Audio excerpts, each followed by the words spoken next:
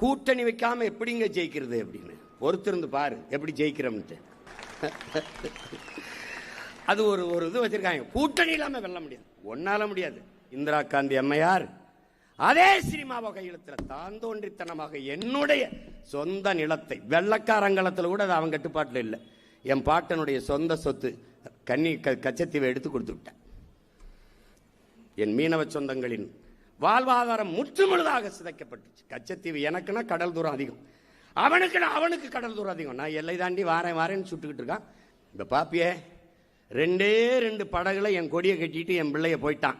பதறிட்டான். ஒரே மாதிரி உடைய போட்டுக்கிட்டு நான் என்ன சொன்னாலும் கேட்க மாட்டேங்கிறாங்க. அவன் என்னை விட திமிரு பிடிச்சவங்க. அந்த கச்சத்தீவை சுத்தி வந்தவன் சீமான்ங்கிறான். சீமா இல்லடா அவன் போல். அப்ப நான் சீஃப் மினிஸ்டர் தமிழ்நாடு முதலமைச்சர்னு உட்கார்ந்தனா நாடு நிலைமை என்னன்னு வார் நீ எப்படி இருக்கும் பாத்துக்க. நீயே வச்சுக்கன்றான். ஊதுரண்டா உனக்கு சங்கு. வாடா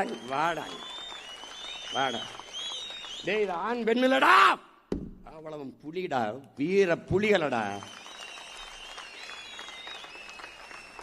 சீருடை அணியாத துவக்கி ஏந்தாத மக்கள் ராணுவ படையடா. 234 பேரும் படைடா, வெல் ட்ரைன்டு சோல்ஜர்ஸ். எப்படி கதை எப்படி?